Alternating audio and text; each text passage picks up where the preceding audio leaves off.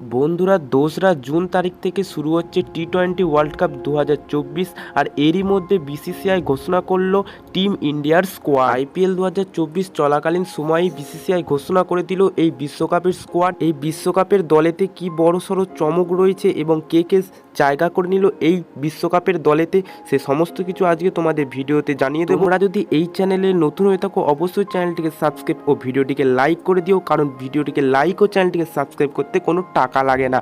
তো অবশ্যই ভিডিওটি ভালো লাগলে একটি লাইক ও চ্যানেলটিকে সাবস্ক্রাইব করে রেখো তো ক্রিকেট ও আইপিএল সংক্রান্ত সমস্ত আপডেট সবার আগে পাওয়ার জন্য। তো বস, আমরা সবাই জানি যে এই বিশ্বকাপ হবে আমেরিকা ও ওয়েস্ট ইন্ডিজেতে।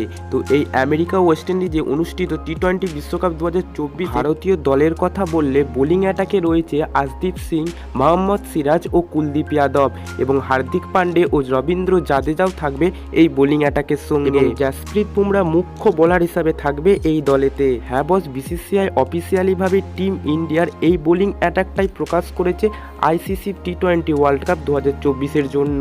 অলরাউন্ডার হিসাবে তো রবীন্দ্র জাদেজা ও হার্দিক পান্ডিয়াকে নিয়েছে বিসিসিআই, এবং ব্যাটসম্যানদের কথা বললে অবশ্যই কিন্তু রোহিত শর্মা ক্যাপ্টেন হিসাবে দলে থাকবে, এবং তারপরে বিরাট কোহলি, সূর্যকুমার যাদব এবং উইকেট কিপার ব্যাটসম্যান হিসাবে ঋষভ পান্থ জায়গা করে নিয়েছে এই বিশ্বকাপ দলেতে। তো বিসিসিআই টোটাল 10 জনকে অফিসিয়ালিভাবে বেছে নিয়েছে অটো চয়েস হিসাবে।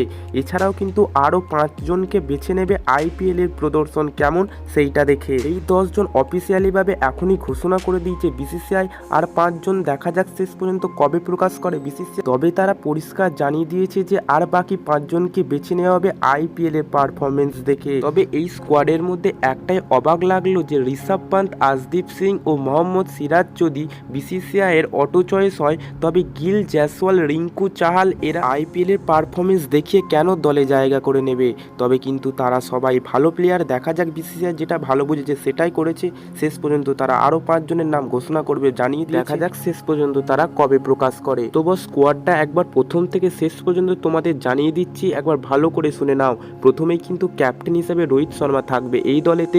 এরপর বিরাট কোহলি, সূর্যকুমার যাদব, ঋষভ পান্থ, জাসপ্রীত বুমরা, হার্দিক পান্ডে, রবীন্দ্র জাদেজা, আশদীপ সিং, মোহাম্মদ সিরাজ, কুলদীপ যাদব, এই 10 জনের নাম ঘোষণা করেছে বিসিসিআই। এরপরেতে আরও 5 জনের নাম ও স্ট্যান্ড বাই ঘোষণা করবে বিসিসিআই।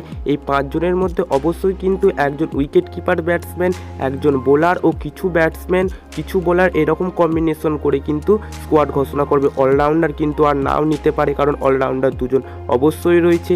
এরপরেতে হয়তো ব্যাটসম্যান ও উইকেট কিপার ব্যাটসম্যান ও একজন বোলার, এইসব কম্বিনেশন করে নেবে বিসিসিআই, এবং স্ট্যান্ড বাই 3 জন হয়তো রেখে দেবে বিসিসিআই। এই 10 জনের স্কোয়াড ঘোষণা করে দিয়েছে অফিসিয়ালিভাবে, এবং আর 5 জনের স্কোয়াড পরবর্তী সময় আইপিএলের পারফরমেন্স দেখে বেছে নেওয়া হবে।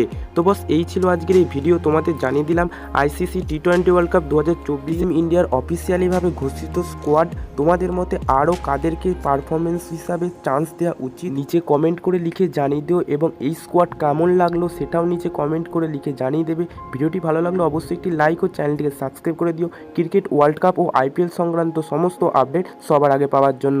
দেখা হচ্ছে পরবর্তী ভিডিওতে নতুন কোনো টপিকের সাথে।